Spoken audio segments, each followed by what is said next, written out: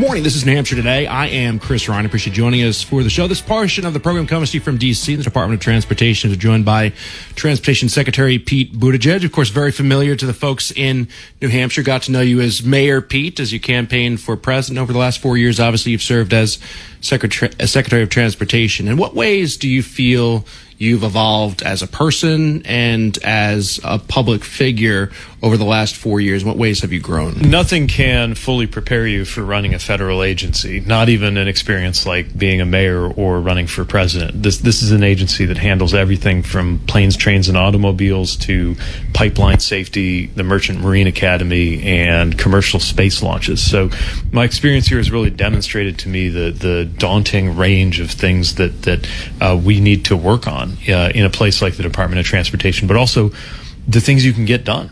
We've got 66,000 projects and counting that we're supporting, mostly through the bipartisan infrastructure package.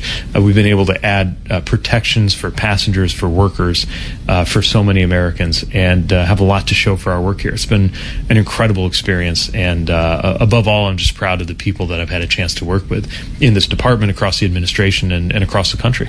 There's been a lot of discussion among Biden officials, mostly off the record, and reports about Trump-proofing various aspects of federal agencies. Do you see the need to do that here at the Department of Transportation? And for perhaps a better question would be, are there specific areas where you do not want to see changes and move backward in areas where you feel there's been progress? Well, look, I recognize and respect the fact that you're only in charge while you're in charge, and soon someone else will be in charge, and they'll have decisions to make, and I can't control or even predict what those decisions are going to be. But we are working to make sure we secure our work that we're responsible for while we're here. That means things like making sure we announce more grants out of the grant programs that were created by this administration. We'll be making more announcements early next year before we leave about other projects we're going to fund. It means when a project is underway, doing everything we can to make sure it gets closer to getting finished, or making sure a grant agreement gets signed to lock in those federal dollars, whether it's for a project in New Hampshire or a big tunnel or a small streetscape project or anything in between. And we are making sure that we've done our part to secure the protections we've created. I'll give you an example. We've done a lot of airline passenger protections, automatic refunds, transparency around fees. Now, some of the airline CEOs have expressed a hope that they think the incoming Trump administration will be less passenger friendly, kind of more corporate friendly than we have been.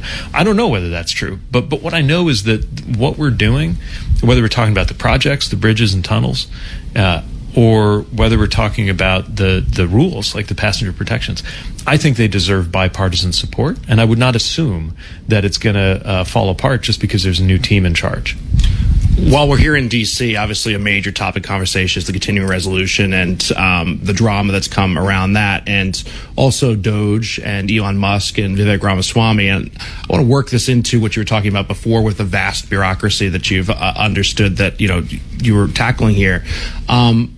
What do you think of a plan of that nature, or at least the appearance of a plan, a concept of a plan, if you will, that they have in regard to finding government efficiency, and the feeling that voters have that this is a finger snap type thing? You point to that program, that's inefficient, cut it, cut this, cut that.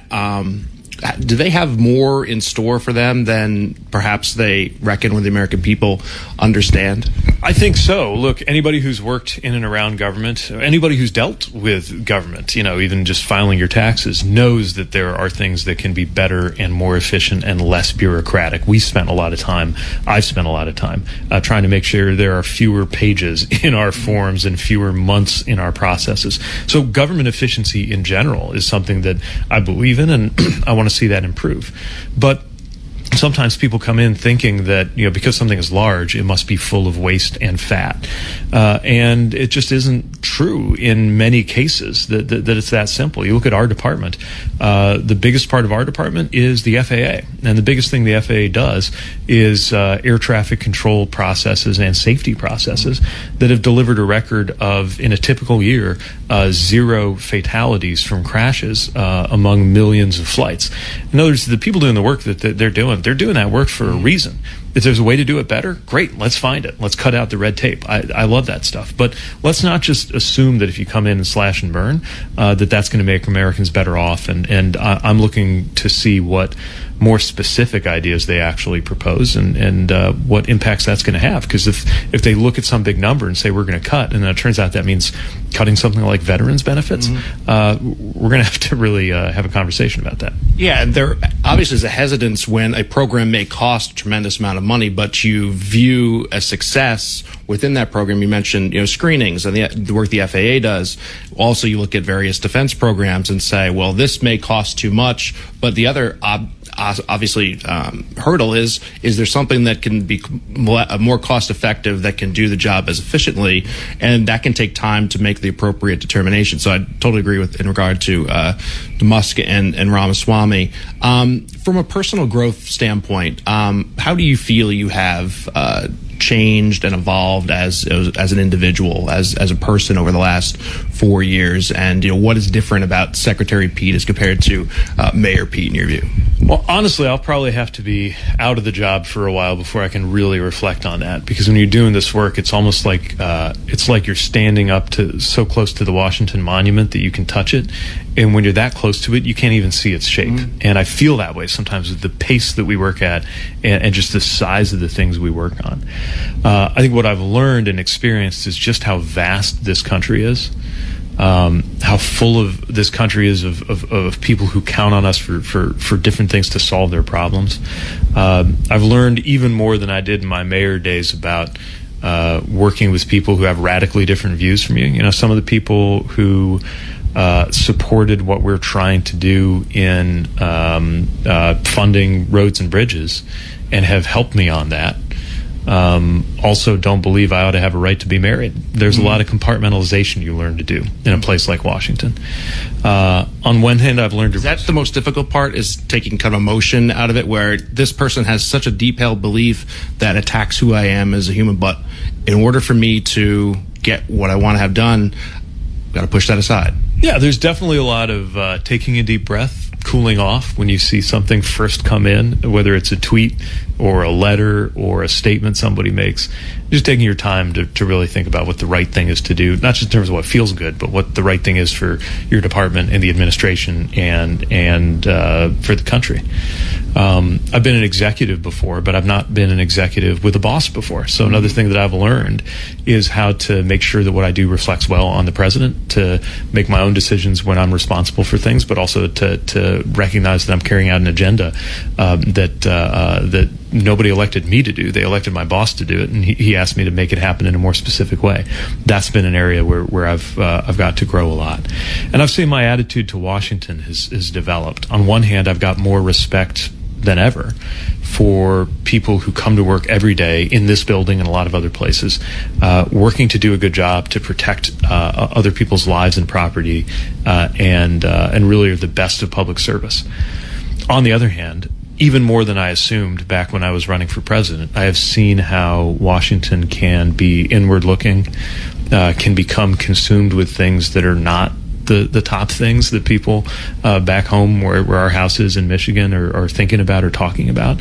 And it's one of the reasons why, even though it's been the honor of a lifetime to do this work, I also think it'll be healthy to step away from D.C. for a while. That's my final question. What's next? There's some anticipation we may see you in New Hampshire at some point over the next several months or years. What do you view as being next for Pete Buttigieg? Well, the thing I'm sure is next is a little vacation. Chasten and I are ready to spend a little time together. I'm ready to be around our 3-year-old twins a little more, and I'm determined not to make any life decisions too quickly in the new year. But I will find ways to make myself useful, and maybe that's running for office, and maybe that's not. I'll take the next few weeks and months to work through that. But I know what I care about. I care about how communities like the place where I grew up can find a better future. I care about how to make sure technology makes us all better off and not worse off. I care about how the infrastructure issues and opportunities I've got to work on can develop. I care about public service. I care about our democracy, and I will find ways to work on that, whatever shape that might take. Secretary Buttigieg, as always, great to see you, and look forward to potentially seeing you again soon. I'm sure I'll turn up before too long. Pete Buttigieg joining us. I am Chris Ryan. This is New Hampshire Today.